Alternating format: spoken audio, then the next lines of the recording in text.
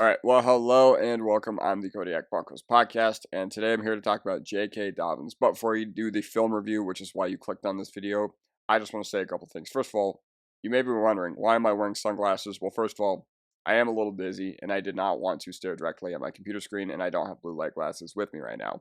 And second, all this offseason, I have been calling JK Dobbins Jello Knees Dobbins. This is obviously alluding to the fact that he's had a million knee injuries over the course of the past few years, even going back to when he was at Ohio State. But I got something for you.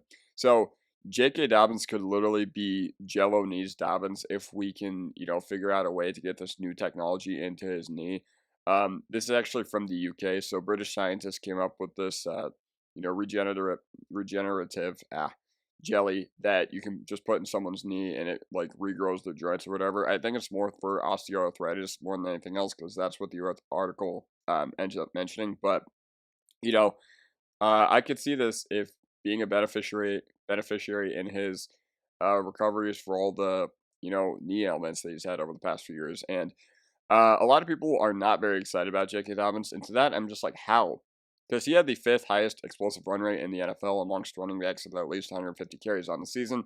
If I had to guess who he's behind, I would say probably James Cook, Jahmyr Gibbs, Derrick Henry, Saquon Barkley. So, adding a guy like this to our offense, the fact that we did not have any explosiveness last year and the fact that we are now getting that with J.K. Dobbins, absolutely absurd. If you guys remember, the longest run of last year for us was Tyler Bidet. I think he ripped off a 40-something yarder in the Tampa Bay game. And this was a 43-yard run by J.K. Dobbins right here. And he did this on 3 or 4 occasions for the Chargers last year. So the fact that we're going to get that guy who can consistently pick up chunk plays and do that, we have one of those in RJ Harvey as well. That's going to be awesome. And I never, ever, ever saw us giving the keys to RJ Harvey to the backfield right away. I think that'd be very unlike Sean Payton, especially with how conservative he is at deploying rookies. But yeah, be very unlike for him to do that. And you're going to see why. So right here, J.K. Dobbins just does a great job. Great job running behind Gus Edwards. And they're running some sort of power concept. How do I know? I run this exact same playbook in NCAA where I have 2 tight ends over here and I have a fullback leading the way to block. And then my running back just does the rest. So J.K. Dobbins, he's able to take advantage. And once again, just look at him forcing all these missed tackles. Like, we don't have any running backs that can, or we didn't have any running backs on our team last year that could do that. That could rip off this sort of run. And now we have 2. Now we have 2. And that's just absolutely awesome to think about. Well done, J.K. Dobbins right there. All right, this is another one where, sorry, you can see my mouse and my, time slider on NFL Pro. But right here, this is another one that just doesn't look like a lot. And then J.K. Dobbins is able to capitalize.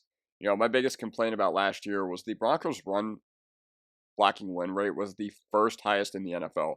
Did we have the best run blocking line in the NFL? No. But when you profile that well in one of those metrics, the fact that our run game was as bad as it was, it's very indicting on Javonte, Jaleel, and even Estime for our lack of run game last year. And it's not any one singular's fault as to why the run game was bad. We didn't have any over the middle of the field intermediate weapons. We didn't have, a bona fide, pun intended, solidified passing game yet. So defenses could just stack the box and force a young quarterback with some unproven weapons to beat them as well.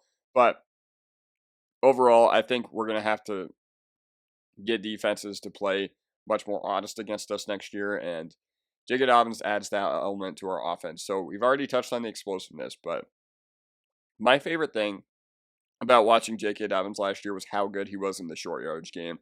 What drove me nuts about the Broncos last year was our short yardage game is terrible. And you're going to see him against the Patriots right here. By the way, all these runs are either on 3rd and short or 4th and short. In this run against the Patriots, he does a great job getting creative with it. I believe this is 3rd and 2 right here. And I'm going to show you this real quick.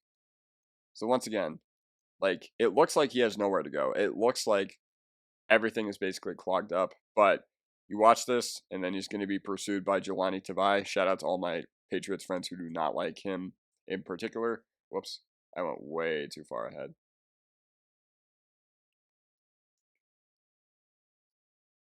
All right, I'm going to let this play out again one more time.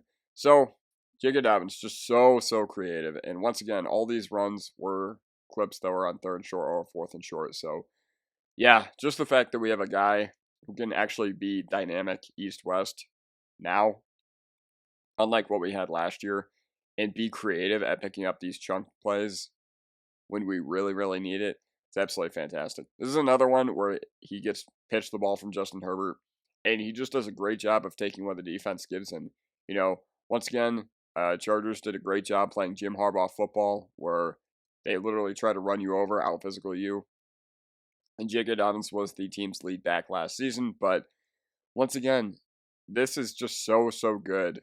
Like, the fact that we have a guy with this skill set in our backfield now, it's going to help out the offense tremendously, along with Harvey and Ingram and all the other new additions that we made this offseason as well. This one, I love this one. Just jumps over the line. Well, what do you think would happen last year if Javonte Williams tried to do a flip over our offensive line? Do this one more time. This is on 4th and 1 too, by the way. Doesn't look like, I mean, he's probably got it if he stays upright, but you never know. Just jumps in to be safe. Boom. By the way, no fumble last year. So if you're concerned about the ball security, it's not something that we need to be concerned about right now. Sorry to trigger you guys, but Brandon Jones, I would say he had a pretty good last year. But ultimately, I do think JK Dobbins got the better of him on this play right here. Jones pursuing. Levi Wallace reaches out, gets his hands on Dobbins, but Dobbins is able to extend into the end zone. This was on 3rd and 4, by the way. And the Chargers, they had all the answers to our test defensively last year, so got to give them credit right there. But yeah, Brandon Jones, you'll make that tackle during training camp. You will. I know you will. All right, this is 1, 2, 3, 4, 5, 6, 7, 8 guys basically lined up on the line of scrimmage. And for somebody that gets so bricked up over a power run game, I'm like, why can't the Broncos ever do this? I mean, we don't really have the personnel to operate this way like the Chargers do, but oh well. I rest my case. Either way, once again, this is one where it's going to make a lot more sense when you watch it from the tape, but I will just let it play out in real time. I will let it play out in real time, and then I'm going to explain to you what you guys are looking at once we get a little further over here.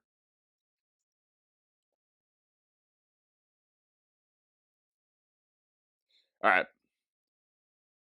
Going back to what this is. So you're going to notice right here, Jordan Jackson completely washed out of the play. Roach washed out of the play, but not as bad. Barton, once again, just caught up in all the nonsense. Sternad. So what Jones and Sternad do here is Sternad tries to run over here to he has contain, if that makes sense, on this gap right here. But Jones also has some sort of contain right here as well. But unfortunately, Sternad once again gets a little too caught up in the BS here. And, credit to this dude. He does a great job of using his body as a natural leverage shield. But yeah, so then Dobbins is able to once again take what the offensive line gives him, and that is something that we did not have last year. And I just want to keep reiterating that as well. This one is also from our first matchup against them. JK Dobbins was not available for the second game against us, but this is one where you're going to see all the usual suspects of the Broncos defense last year, Cody Barton and PJ Locke, just show that, they didn't really play all that great against the Chargers. Either way, so pay attention right here to PJ Locke. Now, why are we putting him in a situation where he has to go one-on-one with a fullback defensive end hybrid who's 80 pounds more than him? I have no idea. But J.K. Dobbins, once again, he's able to read our blocks so well. Or their blocks, I should say. And then Barton just ends up tripping, which I don't know what that's about, but not good at all. I'm going to let that play out in real time.